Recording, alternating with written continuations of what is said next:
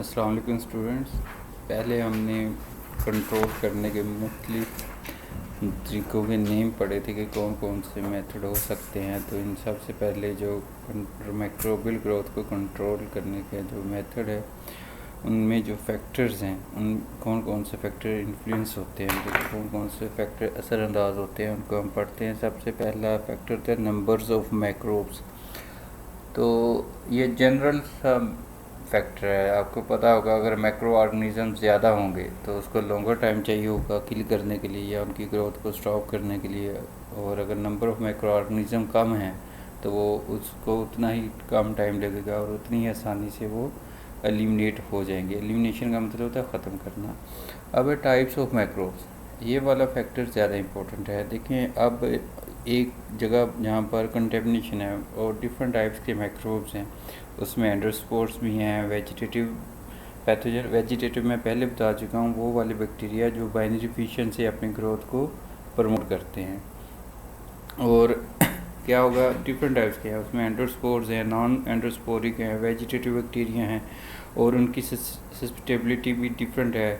तो क्या होगा कि जब हम मेथड यूज़ करेंगे कुछ मेथड से तो नॉन एंडोस्पोरिक और वेजिटेटिव मैक्रोब्स जो है वो किल हो जाएंगे, लेकिन एंडोस्पोर्स फॉर्मिंग बैक्टीरिया उनमें कोई इफ़ेक्ट नहीं होगा। तो उसके लिए हम डिफरेंट मेथड यूज़ करेंगे। मतलब ये है पढ़ने का मतलब ये है फैक्टर्स में से टाइप्स ऑफ मैक्रोब ज़्यादा इंपॉर्टेंट फैक्टर्स है। इसके अलावा इन्वायरमेंटल इन्फ्लुएंस, ये ऐसे किसी भी मैक्रो ऑर्गेनिज्म की ग्रोथ कंट्रोल करने में इस तरह इन्फ्लुएंस है कि जैसे ब्लड है, फीसिस है, सलाइवा है या कोई भी ऑर्गेनिक मटीरियल, इवन ब्रेड है या आप कह लेंगे कोई भी एनी फूड आइटम्स, बेवरेज, कुछ भी जो ऑर्गेनिक हो, अगर हम उन पर एंटी माइक्रोबियल स्प्रे करें या एंटी माइक्रोबियल एजेंट अप्लाई करें तो क्या होगा, ये जितने भी फूड आइटम्स हैं ये उनके इन्फ्लुएंस को कम कर देते हैं। मतलब ये इन्वायरमेंट है, मैक्रो ऑर्गेनिज़म अगर ऐसी फूड इन्वायरमेंट में रह रहे हैं या ऑर्गेनिक इन्वायरमेंट में रह रहे हैं, वहाँ पर हम कोई एंटी माइक्रोबियल एजेंट अप्लाई करेंगे तो ये जो ऑर्गेनिक मटीरियल हैं एंटी माइक्रोबियल एजेंट के पोटेंशियल को कम कर देंगे। इसी तरह टाइम ऑफ एक्सपोजर है, ये भी आलमोस्ट इन्वायरमेंटल इन्फ्लुएंस से मिलता है क्योंकि ये भी इन्वायरमेंटल रिलेटेड है टाइम भी। अब मैक्रोब्स जो हैं चाहे उनको एंटी माइक्रोबियल यूज़ करें केमिकली या रेडिएशन यूवी लाइट या गैमा रेज के ज़रिए हम किल करना चाहते हैं, तो जितनी ज़्यादा देर तक उनको हम एक्सपोज करेंगे उस टेम्परेचर में या उस केमिकल मेथड में उतना ही वो ज़्यादा इफ़ेक्टिव मेथड है। जितना कम टाइम के लिए एक्सपोज करेंगे उतना ही कम इफ़ेक्टिव है। मतलब ये चार इंपॉर्टेंट फैक्टर्स हैं। पहला है कितने नंबर्स ऑफ मैक्रोब्स हैं, दूसरा है उन नंबर्स ऑफ मैक्रोब्स में कौन कौन सी टाइप्स के मैक्रोब्स हैं, फिर वो है कि वो कहाँ पर रह रहे हैं, मतलब उनकी इन्वायरमेंट क्या है, और लास्ट वाला ये है कि हम कौन सा मेथड अप्लाई कर रहे हैं और उसका टाइम कितना है।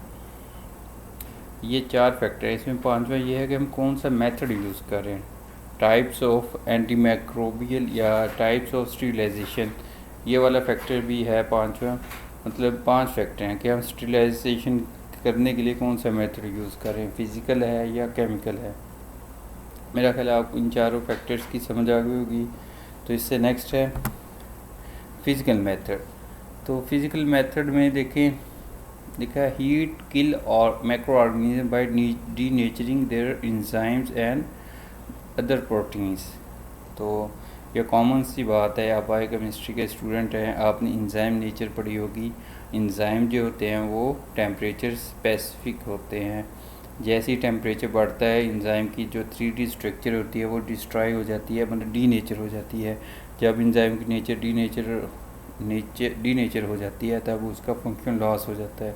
इस तरह अगर एंजाइम की मैक्रो ऑर्गेनिज्म के एंजाइम डीनेचर हो जाएंगे तो उनकी ग्रोथ जो है वो स्टॉप हो जाएगी। मतलब हीट जो है वो एंजाइम की डीनेचरिंग एंजाइम करके उनकी ग्रोथ को स्टॉप कर देता है। अब है थर्मल डेथ पॉइंट, ये छोटी सी टर्मिनोलॉजी है, जैसे आप लोग केमिस्ट्री में क्रिटिकल टेम्परेचर, क्रिटिकल प्रेशर पढ़ते हैं, ये सिमिलर है। इसमें ये है थर्मल डेथ पॉइंट में, TDP में यह है कि लोएस्ट टेम्परेचर, जिसमें ऐसा कम से कम टेम्परेचर जिसमें एक लिक्विड मीडिया में पड़े हुए जितने भी मैक्रो ऑर्गेनिज्म हैं वो किल हो जाएं। 10 मिनट्स में। ज़रा गौर करें इस पे कि कम से कम टेम्परेचर जो लिक्विड मीडिया में मौजूद ऑर्गेनिज़म को 10 मिनट्स में किल कर सके वो TDP कहलाता है, थर्मल डेथ पॉइंट। अब है थर्मल डेथ टाइम, TDT।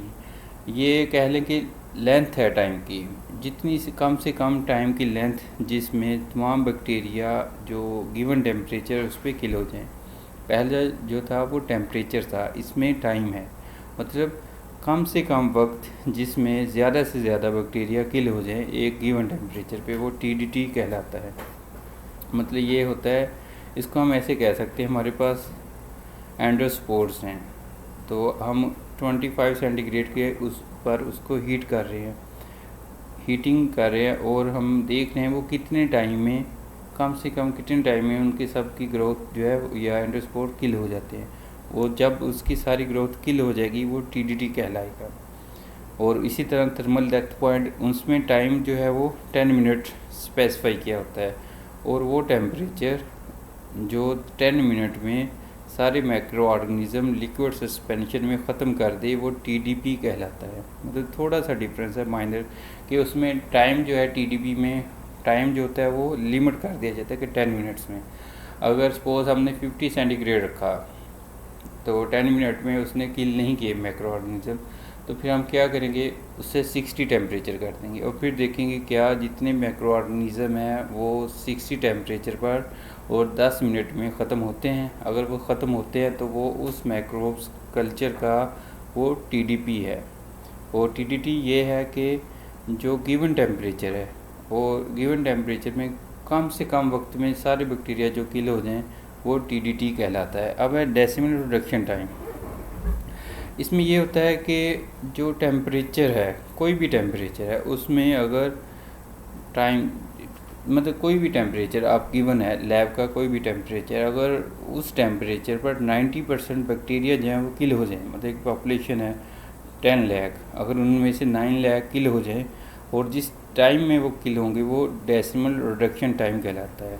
मतलब ये छोटी छोटी टर्मिनोलॉजी हैं जिसको आप रटा ना लगाएं बल्कि समझ लें, इसको ज़हन नशीन करें तो आपको इनमें डिफरेंस का पता चल जाएगा। मतलब डेसिमल रिडक्शन टाइम में क्या होता है, 90% बैक्टीरिया किल होते हैं गिवन टेम्परेचर पर, और जिस टाइम में वो 90% बैक्टीरिया किल होंगे वो डेसिमल रिडक्शन टाइम कहलाएगा। अब जो TDT है ये थोड़े से थोड़ा टेम्परेचर तो सॉरी कम से कम वक्त है जो एक टेम्परेचर पर, कोई भी टेम्परेचर हो सकता है, कम से कम वक्त जो किसी ख़ास टेम्परेचर पर तमाम मैक्रोब्स को किल कर दे वो TDT कहलाता है।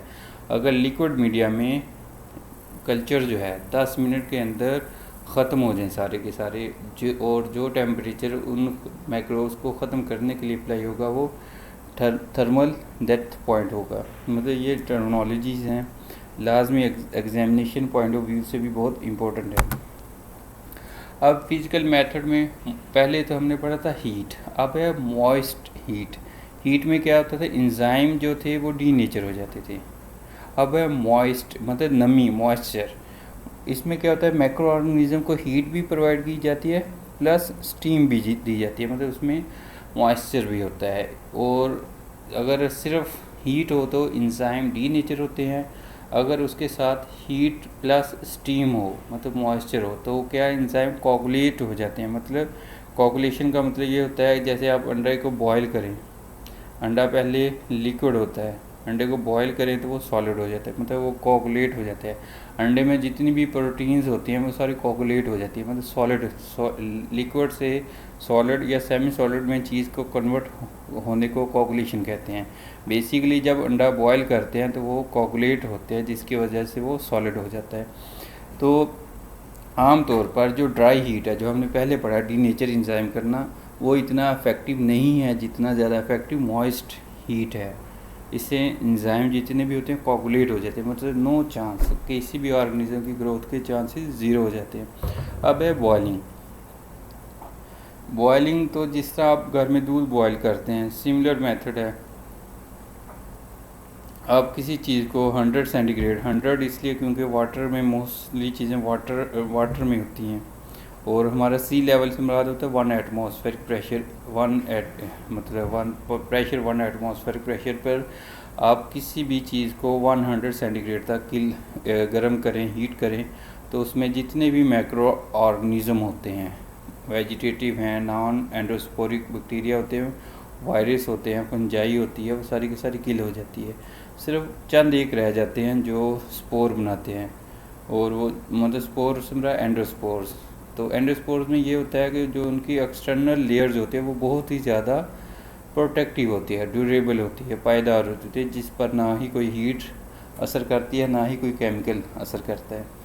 तो मतलब बॉयलिंग अगर 100 सेंटीग्रेड तक बॉयल करेंगे, एंडोस्पोर्स और कुछ मतलब ये नहीं कि सारे वायरस भी किल हो जाते हैं, कुछ वायरसेस हैं जो 100 बॉइलिंग पॉइंट पर या 100 सेंटीग्रेड पर किल नहीं होते।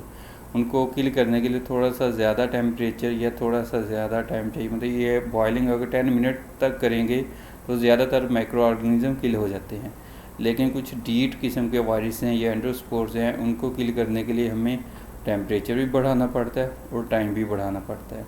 मिसाल के तौर पे हेपेटाइटिस वायरस है, अगर आपने इसको हीट 100 सेंटीग्रेड तक ही करना है तो इसको 10 मिनट की बजाय आप 30 मिनट तक बॉयल करेंगे तो ये वायरस जो है ये किल हो जाएगा। इसी तरह जो एंडोस्पोर्स होते हैं ये 20 घंटे तक अपने आप को रजिस्ट कर सकते हैं हीटिंग के अगेंस्ट, लेकिन अगर 20 घंटे से ज़्यादा इसको बॉयल करें इसी 100 सेंटीग्रेड तक तो ये किल हो जाते हैं। इसके बाद है मॉइस्ट हीट ऑटोक्लेव, मतलब इसकी वही है कंटिन्यूस स्लाइड से। ऑटोक्लेव एक कंटेनर होता है, मतलब आप समझ लीजिए एक स्टील बॉक्स है, उस स्टील बॉक्स के अंदर आपने चीज़ रखनी है। स्टील बॉक्स के अंदर स्टीम होती है, मॉइस्चर होती है और हीट होती है। पहले हमने पढ़ा था कि हीट प्लस स्टीम मतलब मॉइस्चर। ऑटोक्लेव में क्या होता है, हीट मॉइस्चर प्लस प्रेशर, मतलब कंटेनर में आपने हीट भी प्रोवाइड की और कंटेनर के अंदर मॉइस्चर भी है, और ऊपर से आपने जो उसका प्रेशर है, नॉर्मल प्रेशर कितना होता है 1 एटमॉस्फेरिक प्रेशर, आपने 1 एटमॉस्फेरिक प्रेशर की बजाय 2 एटमॉस्फेरिक प्रेशर कर दें। मतलब ये है कि कंटेनर को टाइटली क्लोज कर देना है ताकि उसका प्रेशर बढ़ जाए। अब क्या होगा, ऊपर से प्रेशर भी डबल है, नीचे से हीट और मॉइस्चर भी आ रही है। जो माइक्रो ऑर्गेनिज़म जो भी हमने जिस चीज़ को स्टेरिलाइज करना होगा वो क्या होगा, इसमें सारी की सारी जितने भी माइक्रो ऑर्गेनिज़म वो सारे के सारे किल हो जाएंगे, और ये सबसे इफ़ेक्टिव मेथड है। तो मतलब ये है कि इसमें प्रेशर भी अप्लाई होता है, इसमें मॉइस्चर भी अप्लाई होती है, इसमें हीट भी अप्लाई होती है। आम तौर पर मतलब नॉर्मली हम 121 सेंटीग्रेड 121 सेंटीग्रेड तक हम चीज़ों को गर्म करते हैं ट्वाइस टेम्परेचर, मतलब ट्वाइस एटमॉस्फेरिक प्रेशर पर, और ये 20 मिनट तक इसको हम करते हैं। इससे हमें इंश्योर हो जाता है कि ऑलमोस्ट सारे हर किस्म के बैक्टीरिया या माइक्रो ऑर्गेनिज़म जो है वो किल हो जाते हैं। तो यहाँ लिखिए bold all organism and endospores are killed within 15 minutes. Normally जो अब हम प्रैक्टिकल करते हैं, जब आप माइक्रोबायोलॉजिस्ट के बायोकेमिस्ट्री के स्टूडेंट लैब में आकर वर्क करेंगे तो रिकमेंडेड SOPs जो हैं वो कहती हैं कि आप इसको आपने जो मीडिया बनाया अगर आपने उसको ऑटोक्लेव कर रहे हैं तो उसको 20 मिनट तक करें। अगर उसमें ग्लूकोज नहीं है तो उसका टेम्परेचर, और ग्लूकोज है तो टेम्परेचर और कम कर लेते हैं, और नॉर्मल ग्लूकोज को ऑटोक्लेव भी नहीं करते। मतलब ये इंश्योर करना होता है कि हमने मैक्रो ऑर्गेनिज्म को किल करना है। जनरली 20 मिनट होते हैं, 50 मिनट भी आइडियल हैं। अब है require more time to reach centre of solid और लार्ज वॉल्यूम ऑफ लिक्विड, मतलब ये 15 मिनट्स जो हैं ये नॉर्मल लिक्विड मीडिया है, मतलब 100 ml वॉल्यूम की फ्लास्क है और उसमें 50 ml मीडिया है, तो मीन्स वो उसके लिए 15 मिनट्स काफ़ी हैं। अगर कोई चीज़ सॉलिड है या लार्ज बल्क में मीडिया है, 1 लीटर की फ्लास्क है और उसमें लिक्विड मीडिया है, तो क्या होगा, उसको लॉन्गर टाइम चाहिए होगा ताकि ज़्यादा देर तक वो सेंटर तक हीट और मॉइस्चर और उसके इफेक्ट पहुँचे, तो इसलिए उसके लिए ज़्यादा टाइम चाहिए। अब ये जनरल सा ऑटोक्लेव है, देखें जो रेड एरो हैं ये आपको बता रहे हैं स्टीम, एक तरफ से स्टीम आ रही है और दरमियान में फ्लास्क पड़ी हुई है, उसमें मीडिया है, और एक तरफ से स्टीम आ रही है, हीट आ रही है, और कंटेनर का जो डोर है वो क्लोज़ है, मतलब प्रेशर भी है उस पर अप्लाई, और उस पर स्टीम भी अप्लाई हो रही है और हीट भी अप्लाई हो रही है, तो क्या होता है जो फ्लास्क के अंदर जो मीडिया के अंदर माइक्रो ऑर्गेनिज्म होते हैं वो सारे के सारे किल हो जाते हैं विदिन 15 मिनट्स। अगर साइज़ बड़ा है लिक्विड मीडिया का तो 20 से भी मिनट्स अप हो सकते हैं। नॉर्मली हम जो हॉस्टल वेस्ट या माइक्रोबायोलॉजी का वेस्ट होता है उसको हम डिस्कार्ड करते हैं ऑटोक्लेव करने के बाद, ताकि जितने भी माइक्रो ऑर्गेनिज्म वो किल हो जाएं। अब इसके बाद देखें पास्चराइजेशन। पास्चराइजेशन जो है आप लोगों को पता होगा, लुइस पास्चर जो था एक साइंटिस्ट था, उसने एक तरीका किया, मतलब डिस्कवर किया था जिससे वो अपने वाइन्स को, बियर्स को या अपनी बेवरेजेस को स्पॉइलिश होने से बचाता था। वो था सिंपल बॉयल करना। तो जैसे आप दूध को बॉयल करते हैं, बेसिकली आप पास्चराइजेशन कर रहे हैं। दूध को बॉयल करना या अपने बेवरेजेस को या अपने जूसेस को प्रिजर्व करना स्पॉइलिश से, इसको पास्चराइजेशन कहते हैं। अब जो क्लासिकल मेथड है पास्चराइजेशन का, मतलब जो लुइस पास्चर ने यूज़ किया था, वो मिल्क को, दूध को क्या करता है 60 मिनट तक, 65 सेंटीग्रेड तक 30 मिनट के लिए बॉयल करता था। तो ये क्लासिकल मेथड है। इससे क्या होता था, जो दूध के अंदर प्रोटीन है, कैल्शियम प्रोटीन है या दूध की अपनी जितनी प्रोटीन है वो भी फुली डैमेज नहीं होती थी, मतलब डीनेचर हो जाती थी, लेकिन उसकी प्रोटीन लेवल या न्यूट्रिएंट लेवल इतना डैमेज नहीं होता था। अब दूसरा जो मॉडर्न मेथड है उसमें high temperature short time pasteurization है और अल्ट्रा हाई टेम्परेचर पास्चराइजेशन है। इन दोनों मेथड में ये होता है कि हीट ज़्यादा से ज़्यादा देनी ताकि वो टाइम जो है वो कम से कम लगे। मतलब high temperature short time pasteurization से मुराद ये है कि मिल्क को, दूध को 72 सेंटीग्रेड तक 15 मिनट के लिए 15 सेकंड्स के लिए ट्रीट करें, तो उसके अंदर जितने भी माइक्रो ऑर्गेनिज्म जो होते हैं वो किल हो जाते हैं। और इससे भी मॉडर्न मेथड है कि आप 15 सेकंड नहीं लगाना चाहते बल्कि आप 3 सेकंड लगाना चाहते हैं, तो आप 140 सेंटीग्रेड तक इसको हीट कर लें, फिर ठंडे कर लें, तो ये यूज़ हो जाते हैं। तो इसका फ़ायदा क्या होता है दूध को पास्चराइज करने का, कि ये ज़्यादा से ज़्यादा टाइम के लिए या लॉन्गर टाइम के लिए आप स्टोर कर सकते हैं और इसको यूज़ कर सकते हैं। चलें, इतना काफ़ी है, बाकी हम नेक्स्ट लेक्चर में पढ़ेंगे। ओके, अल्लाह हाफिज़।